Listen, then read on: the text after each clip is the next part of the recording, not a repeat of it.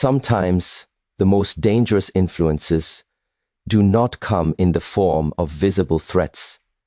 They do not knock on your door or challenge you openly. Instead, they hide inside the things we enjoy, the rhythms we repeat, the words we sing, and without awareness, we begin to chant ideas that shape our thoughts, shape our emotions, and eventually shape our destiny. So today, I want to invite you to listen differently, not just with your ears, but with your heart. Because not every melody uplifts the spirit. Some slowly disconnect you from it. Before anything reaches into your life on the outside, it first finds its way into your inner world. And very often this happens so quietly that you hardly notice it. A song begins as something harmless. You hear it. Once, you find the melody pleasant, and then you listen again and again. Soon the lyrics are no longer outside of you. They become a voice that lives in your own mind. You begin to hum it while walking. You repeat it unconsciously while doing your daily tasks.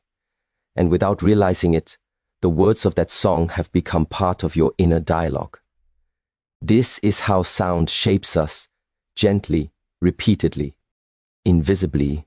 Music bypasses logic. You don't first analyze the words and then feel them. You feel them first.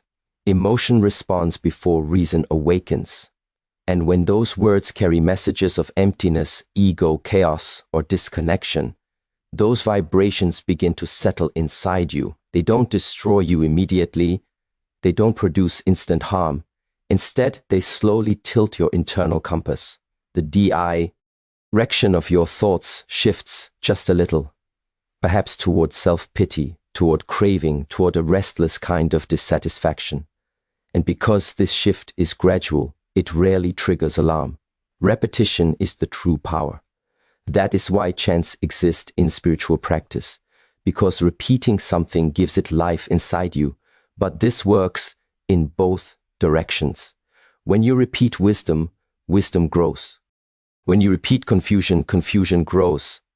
So when the lyrics of a song glorify suffering, jealousy, emptiness, or self-destruction, you are unknowingly rehearsing those states. You become fluent in them. And eventually the mind begins to believe this language reflects reality. Most people underestimate this. They say, it's just a song, but nothing that enters your awareness is just anything. The mind absorbs, the heart responds, and the body follows. If the rhythm connects strongly, the mind lowers its guard even further. You enjoy it, so you stop questioning it. That is when suggestion becomes programming. And when programming repeats, it becomes identity. Have you ever noticed how a sad song pulls you deeper into sadness even when life is fine? Or how an aggressive song tightens your chest and speeds your thoughts? This is not coincidence. Sound is energy. Words are intention. The blend of both creates influence. And influence repeated becomes environment. You are always living inside the environment of your inner world. So the question is not whether music affects you. The question is, in which direction is it guiding you? Toward clarity, peace, and alignment? Or toward R&D fragmentation, craving, and noise? When you begin to observe this honestly, you realize that listening is never passive. It is participation. Every time you sing along, you agree. Every time you repeat the words, you deepen the agreement. Awareness means you choose what you allow to echo inside your mind. Because whatever echoes there long enough eventually becomes the soundtrack of your life. True harm rarely arrives with dramatic music or clear warning signs. It doesn't announce itself as danger. Instead, it comes wrapped in familiarity and comfort. And the greatest doorway for this kind of harm is not the outside world, but the moment when you stop paying attention. When awareness fades, influence begins. Music becomes powerful not simply because of its sound, but because of the stat of mind you are in while listening. If you are conscious, you can observe. If you are unconscious, you absorb. The devil, or whatever name you give to lower states of being, doesn't rejoice because a song exists.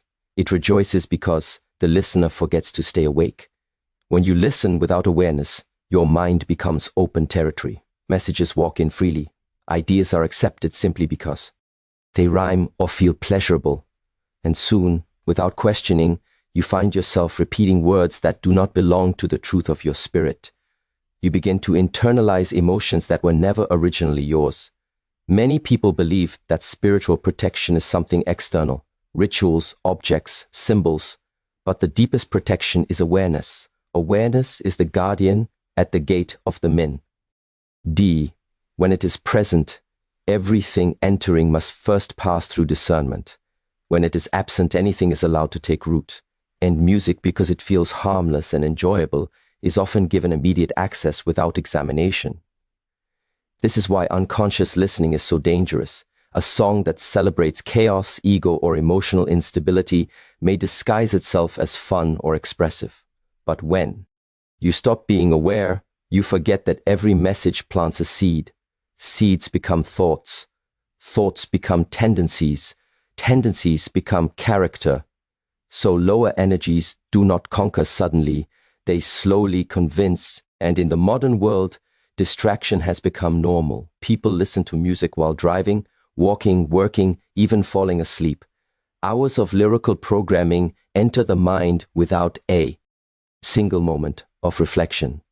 The spirit weakens, not because evil is powerful, but because awareness has been abandoned. Forgetfulness is the real victory for darkness. When you sing along unconsciously, you lend your voice to the message, you energize it, you allow it to echo inside you. And over time, what once felt like entertainment becomes part of your mental climate. The devil rejoices not because you express joy through music, but because you forget to question what that joy is built upon. So the true practice is simple. Return to awareness, listen with presence. Ask yourself, what is this reinforcing in me? What state of being does this invite? If the answer leads you away from peace, away from clarity, away from alignment with your true nature, then you already know the cost. Awareness is not about rejecting life. It is about choosing consciously so that nothing unconscious is allowed to guide your destiny. Words are not as light as they appear. Each word carries an intention, a direction, a vibration. And when you speak or sing those words, you are not simply expressing sound, you are activating meaning. This is why in many traditions, sacred phrases are repeated again and again, because repetition awakens energy. But this principle does not only belong to the sacred, it applies to everything. When you repeat words that glorify emptiness, despair, ego, or self-destruction, you are unknowingly reinforcing those states within yourself. You are casting a spell, not upon the outside world, but upon your own mind. Most people think they are only singing along to a catchy melody. But pause for a moment and observe. The melody disappears when the song ends. The rhythm fades, but the words remain. They stay in your subconscious. They echo, they repeat. And the subconscious mind does not distinguish between entertainment and intention. It simply absorbs, it learns, it shapes your inner reality based on what it hears most often. So when a song repeats again and again that love is pain, that life is meaningless, that self-worth comes from external validation, or that chaos is glamorous, those ideas begin to feel familiar. And what feels familiar soon begins to feel true. This is how words work. Not suddenly, not violently, but gradually, silently, consistently. Think of your mind like a garden. The words you speak and sing are seeds. Some seeds grow. Flowers, patience, kindness, strength, clarity. Others grow thorns, resentment, insecurity, confusion, despair. When you sing hopeless words with joy, you are watering the thorn bushes while believing you are simply dancing. And later, when life becomes painful or restless, you do not always recognize that you helped plant the very field you now struggle to walk through. Many people say, it doesn't matter. I don't really mean it. But the subconscious does not wait for your conscious permission. It reacts to repetition. That is why affirmations work. That is why mantras work. That is why chants work. And that is also why certain songs work, even when they work against you. So you must ask yourself with honesty, what am I repeatedly declaring about myself? What emotional reality am I strengthening through the lyrics I sing? Am I speaking power or weakness into my life? Am I affirming confusion or clarity?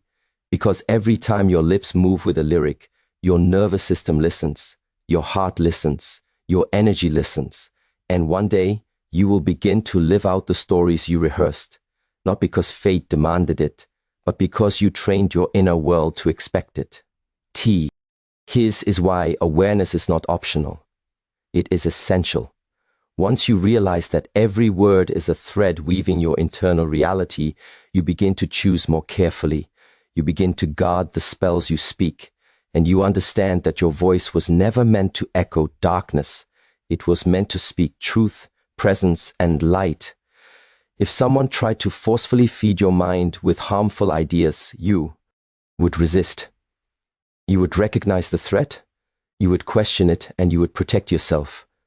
But when the same ideas are wrapped in melody, rhythm, humor, and popularity, the mind relaxes. It opens its doors and says, "Come in." This is why entertainment is such a subtle teacher.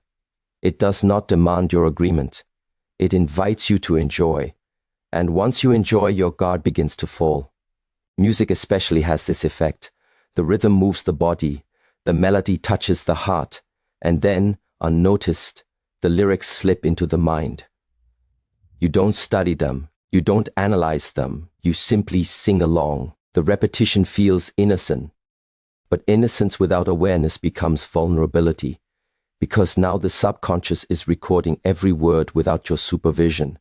If someone spoke these same lyrics to you in a serious tone, life is meaningless, betrayal is normal, ego is power, destruction is exciting, you would likely reject them. You would feel the dissonance. But because they arrive dressed as art, you embrace them, you defend them. You even say, it's just a song. Yet the mind does not store just a song. It stores messages, and messages shape perception. This is why disciplined living begins with disciplined consumption. Not because the world is evil, but because the mind is impressionable. What you repeatedly expose it to becomes its reference point. And when confusion becomes familiar, clarity starts to feel strange. This is the quiet danger, that what weakens you begins to appear normal, while what strengthens you feels unusual or uncomfortable. Entertainment today often celebrates chaos. It glamorizes imbalance. It sells rebellion without wisdom, emotion without grounding, desire without responsibility. These patterns are not neutral. They train the nervous system. They program only reactions. They create cravings for intensity rather than peace, and the more you consume them unconsciously, the more peaceful moments begin to feel empty, while drama begins to feel alive. So awareness is not about rejecting music or art. It is about recognizing that everything you consume is shaping you. You would not drink water without first checking if it is clean. In the same way, do not allow sound and story into your mind without awareness. Ask yourself gently, what is this normalizing in me? What habit of thought is this encouraging? Does this help me rise, or does it quietly pull me downward? Because the truth is, no one can control your mind unless you first abandon it, and the most polite form of manipulation is the one you willingly sing along to. So remain awake, enjoy life, but do so with eyes open, heart present, and mind aware.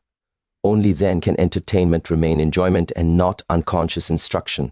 There are certain emotional states that elevate the spirit: calmness, company, compassion, clarity, humility. And there are other states that drain it: obsession, ego, addiction, jealousy, violence. These lower states are not evil in a dramatic sense. They are simply heavy. They pull your awareness downward. They cloud perception. They make it harder for you to recognize your true nature. And many popular songs today do not simply describe these states. They celebrate them. They turn emotional chaos into entertainment. They turn self-destruction into style. They make pain look glamorous. When you listen unconsciously, you may begin to cheer for these emotions without realizing it. You repeat lyrics about betrayal as though they are funny. You sing about disrespect as though it is confidence. You memorize words about losing control as though it is freedom. And each time you sing them, the mind becomes slightly more comfortable with that world. It starts to believe that this is normal, that relationships must be toxic, that self-worth must depend on attention, that being lost is somehow romantic, but the spirit does not thrive in these environments. It may tolerate them for a while. It may try to shine through them. Yet every time you celebrate confusion, you are feeding the parts of yourself that are already struggling. Instead of strengthening your ability to remain centered, you strengthen your tendency to be pulled into drama. And after enough repetition, chaos begins to feel familiar. Peace begins to feel foreign. This is how the weakening happens.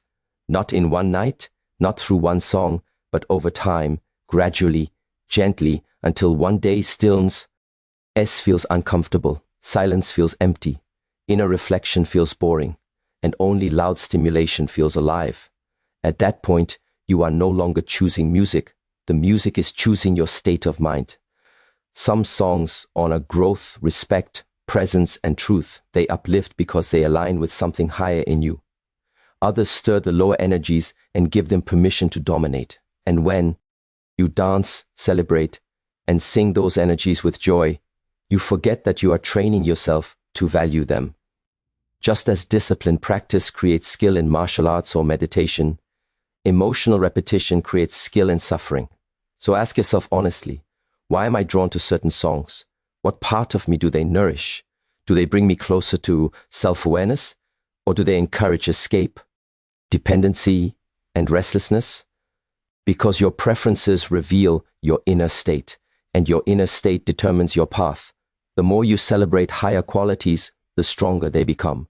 The more you celebrate lower qualities, the more natural they begin to feel. This is why awareness must guide enjoyment. You can still appreciate music. You can still enjoy rhythm and melody, but you do so concisely, choosing what aligns with your growth rather than what slowly erodes it. Because the spirit does not fall through one great mistake. It fades through many small unconscious agreements. True freedom is often misunderstood. Many people think freedom means doing whatever you want, consuming whatever you like, without limits or reflection. But real freedom begins only when awareness is PR. Ascent. When you are aware, you do not simply react to impulses, you choose. You do not allow the world to constantly shape you from the outside. Instead, you consciously decide what you permit to influence your inner world. And this includes the music you listen to, the lyrics you repeat, and the emotional atmosphere you surround yourself with. There is a difference between rejecting life and choosing consciously. Rejecting life is based on fear. Choosing consciously is based on clarity. You are not avoiding certain songs because you are scared of them. You are simply recognizing that not everything supports your growth. Some sounds calm the nervous system. Some strengthen discipline. Some inspire compassion or resilience. Others stir confusion, craving, ego, or emotional dependency. And when you begin to see this clearly, your relationship with music changes. You no longer ask, is this popular? You begin to ask, what is this doing to me? Spiritual maturity is not about isolating yourself from the world, but about becoming the guardian of your own mind. You understand that your attention is valuable. Wherever you place it, energy flows. If you give your attention repeatedly, all messages that weaken your inner stability, you are feeding the very thoughts that keep you restless. But if you choose messages that align with peace, strength, and clarity, then you are watering those seeds instead. Over time, the garden of your mind begins to change.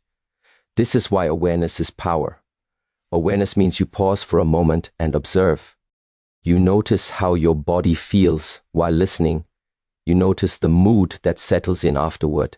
You notice whether your thoughts become noisy or still. And from this observation you choose, not from habit, not from peer pressure, not from cravings, but from alignment. And when you choose consciously, you reclaim authority over your life. You stop being a passive container for whatever the world hours into you. Instead, you become a deliberate creator of your inner environment. You begin to realize that peace is not accidental. It is cultivated. Confusion is also not accidental. It is reinforced. So the real question is not whether music is good or bad. The question is whether it supports the person you are becoming. If a song connects you deeper to your center, let it stay. If it pulls you away from yourself, let it pass without resistance. This is not judgment. It is simply wisdom. Because in the end, freedom is not singing every song. Freedom is knowing which songs deserve your voice.